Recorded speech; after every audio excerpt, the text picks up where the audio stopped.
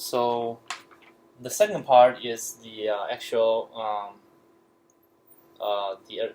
for continuous array there is the taper function and being pattern relationship. Before we get there, we first need to recognize that this function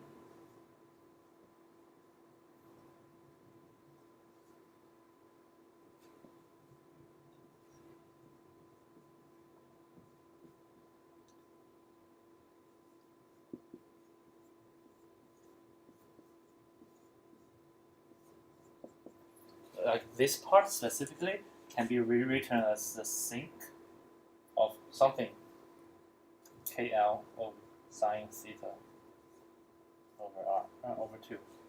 Like this particular part was a sink function is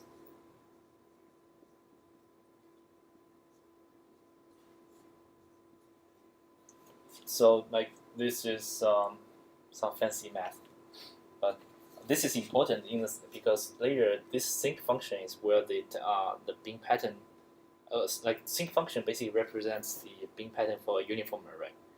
So for say this case, like this whole equation was for a uniform array. That if we have a uniform array, and then its Bing pattern will be something like this.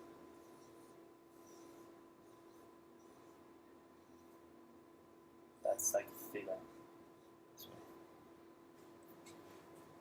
If like we think about this is the uniform array, and then if we plot, this is like we plot in a spherical coordinate system. But if we plot against a value, this value, say x equals to KL sine theta something over Q, then this is in theta and this in x, the Bing pattern will look like this.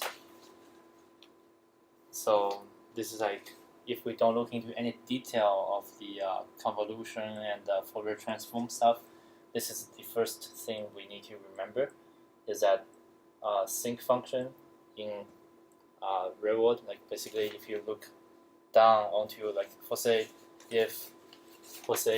this is a line array, and we are looking it's emitting sound along the direction of the board, and we are looking from above. The Bing pattern looks like this.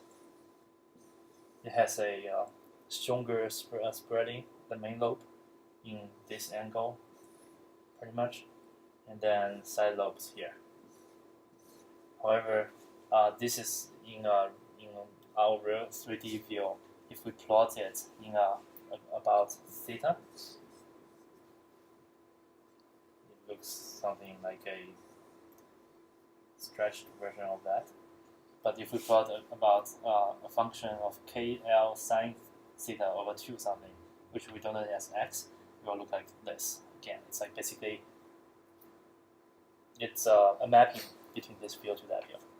And so just one note. So going back to the phased array example, the taper function T of z, it's really like an additional block you put in, like either in front or behind the delay blocks. Yeah, and this is like a pressure field? Yeah, this is a pressure field. Yeah, this is a pressure field. And symmetric around that axis. Yeah. And then there are different ways to plot it. And the particular one that's to our interest, when we were doing the Fourier transform between taper function and Bing pattern, is like plot in some in terms of a S. They call it S, where S equals to sine theta. So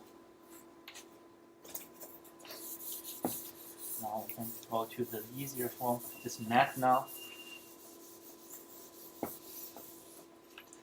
There are first what the taper function is. Taper function basically tells you how the Bing, for say if you have an array and it has all these little sources on it, how they are going to emit.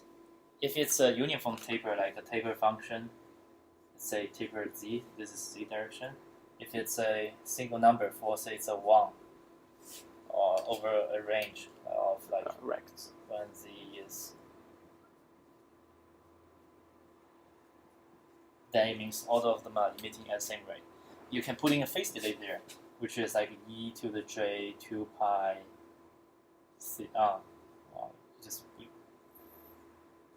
If you put ej theta, basically it means the first one. This theta can be a function of j. Z. That means all of them have a different phase. So these are the taper functions. Taper function can be rectangular, can be like a triangular, meaning the middle one is stronger than the other ones, like those, all different ones. Wait, so that's an amplitude thing, not Yeah, like amplitude thing. No, taper function captures both amplitude and phase. Right. So the amplitude thing, those two combined is like are how you achieve like really good beam patterns versus like the Hemming window, which you get like a really narrow main lobe, as opposed to like very like weak side lobes. Yeah. I think that's a general way to see it is like this. A taper function describes the amplitude at each of the point and their phase difference at each point on this array. So that example early on was just the E, J, theta, Z part, right? Yeah. But a triangular array, is Well, that an amplitude thing? Yeah, That's- it's an yeah. amplitude thing. That's Yeah. not a. Yeah, Or so maybe when you- it's both. So It can be both, yes. maybe I could because I could emit a planar wave this way for the first half of my array, and then a planar wave that way for the second half. Yep. I could have all those amplitudes be the same. Would I still get a triangle or no? Can you say that again? Sure. The amplitudes If are I- not the same. That's the whole part. So T of Z, when you look at two parts of T of Z, you can look at it in like the complex way, or like R e to the j theta. So your R will be amplitude, right? What that really means is that like your transistors at the end of your array are actually much weaker. That's your triangular. Doesn't mean that you emit like this. Okay, so I'm allowed to, if I take half my array and I emit a planar wave that I steer this way. Mhm. Oh, I guess that's just emitting a triangular beam pattern. Yeah. That's not Yeah, it's actually different. having. Yeah, this is like Uh, you can think of it this way. So if this is your, there's two components of T of Z, right? So if you want like the normal rectangular function, if you can plot your amplitude for each of these, it's just like exactly like a rectangular function. Yeah. Right. And then you can have then the other part, which is your phase part. So if you're not steering, this phase is constant for all of them. If you're steering, for instance, that way, then your phase becomes something like this. Or if you're steering downwards, your phase becomes something like this. That's this linear part. fine. Sorry to barge in. It's cool. But, Yeah. Okay, so now draw a triangular array. Triangular array would be. We can do a triangular array like this, Mhm. and no phase difference between them. Yeah. And then, if that's the case, the beam pattern plot in terms of S will be still something like that, but a lot stronger main lobe and weaker side lobes.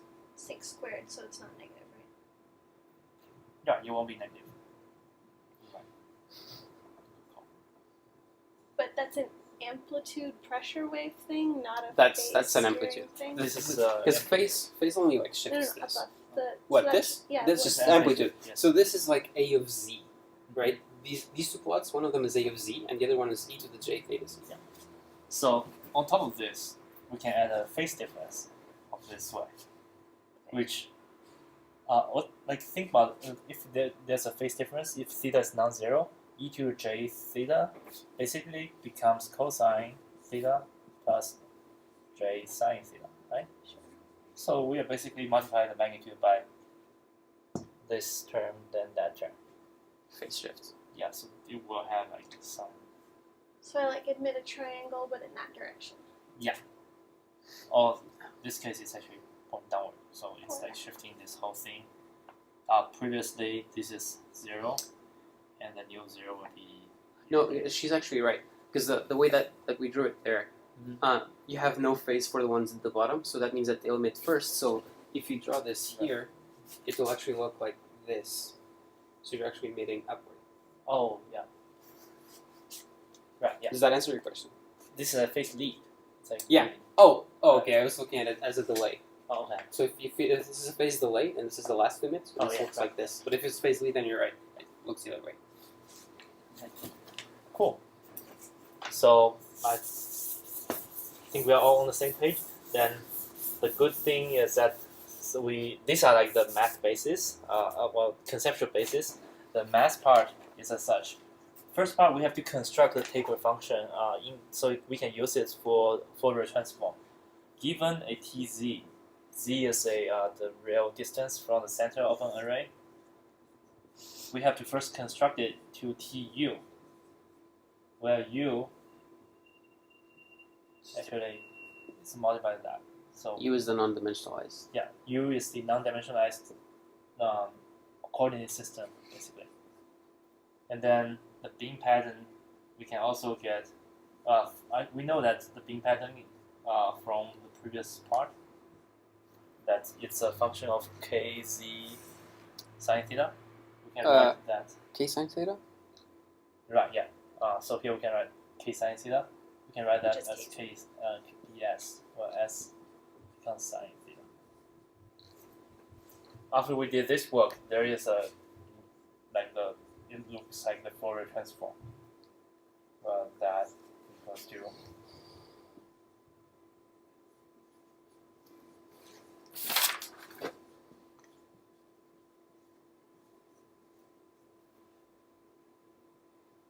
ds. And then there's a ds equals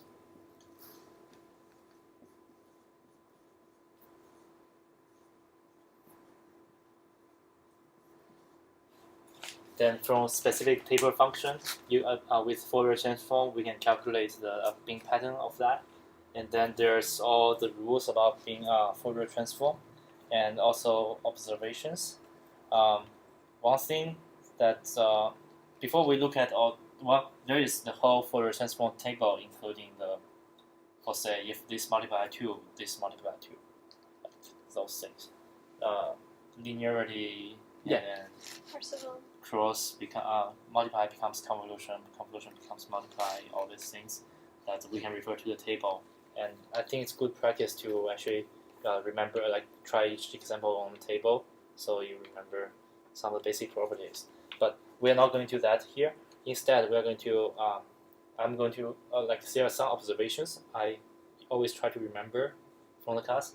Is that for say we have for say the beam pattern from a uniform array looks like this, right? This is a BS of a